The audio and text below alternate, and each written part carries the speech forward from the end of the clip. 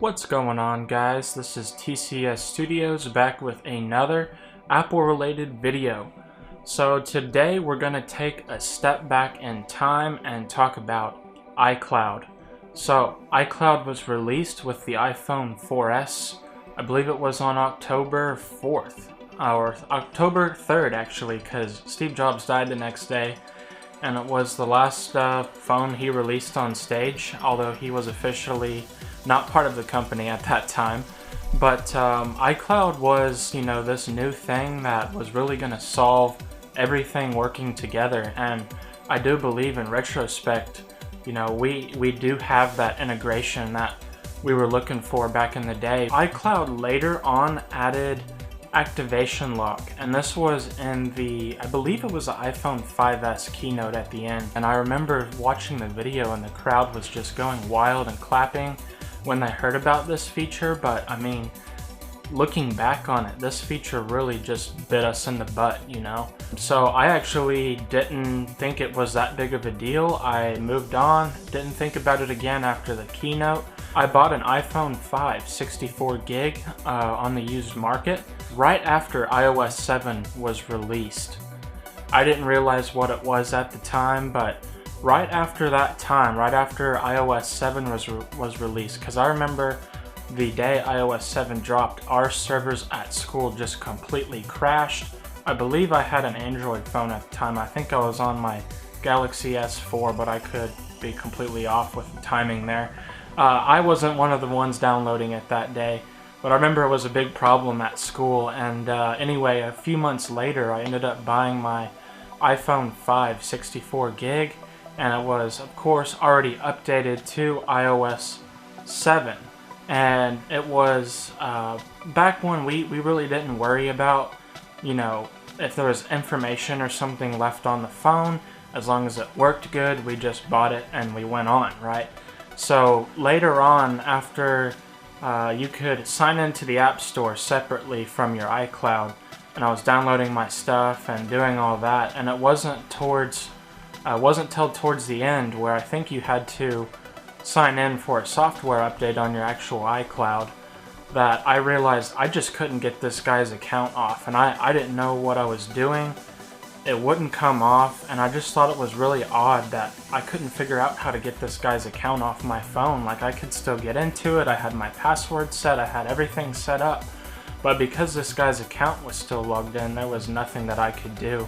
I couldn't get into the phone, and I actually had gone to the point of resetting it completely, and you were at the setup screen to, like, it comes up and you can't get past it because it's asking, it shows their email that's, partially censored, and you can't get past that screen to even use the phone at all like I had been using it.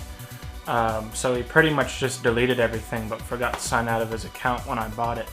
So this became a problem plaguing all of the iPhones, that people just didn't know about this. And I was more tech savvy than the average, high schooler, freshman, however old I was at that time.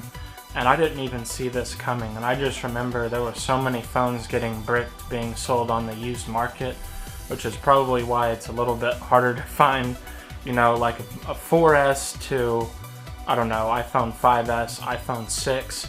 Because there's just so many for sale right now that have activation lock, because nobody knew about this problem back in the day until, around the iPhone 7 or so, people started to realize this was a problem. And, there was nothing you could do about it. And this is really a big problem for Apple, just bricking phones all the time, all over the place. It's horrible for the environment. And I can't believe that this is still a thing. Like, I even went to Apple and pretended like I was completely stupid about a couple months back and asked them, what can be done about this. I was like, I bought this iPad, which I did buy an iPad. It was actually supposed to be in good working order. I was buying it to resell it, and it ended up being activation locked. And I just played dumb because I just wanted to see what they would say. I had heard things that if you provide legitimate documentation, because it was bought online, through an approved reseller and everything, then they could unlock it for you. And they just acted like, they said there's nothing we can do, you need to try and get in contact with that person's email that's showing, and I'm like, well, it's censored. What can we do to get that information? Like, do you guys have access to that? And they're just like, no, we have no information on that email that's censored. So, you know, even if Apple could show that email, you might have a chance at emailing them. I know the iOS 7 devices, it will pop up if you're not fully iCloud locked. One of my 4S's is like that. It will pop up with the login screen and show the full email, and you can try to get it unlocked that way, but you know, I'd say you have a pretty low success rate in that person actually responding to you. So this has really been a big problem, and I feel like Apple should have created a way to deal with this, or a way for somebody to get in contact with that previous owner who left their account on there. Otherwise, you're just kind of screwed at the end of the day. So I don't know. What do you guys recommend for Apple to update us on?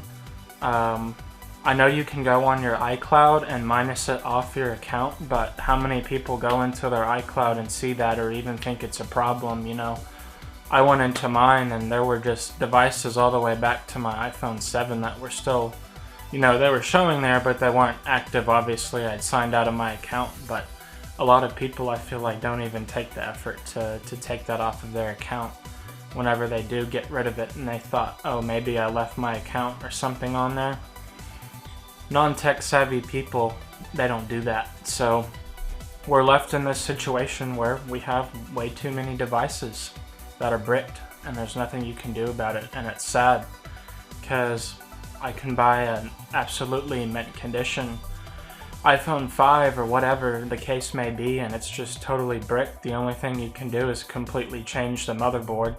So I don't know.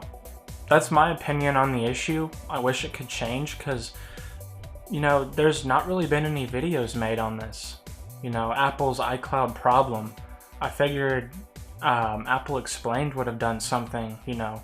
I know he has the iPhone XR problem, and that's kind of what prompted this video. Is like, it's this problem that hasn't been mentioned before. So we'll see what Apple does in the future.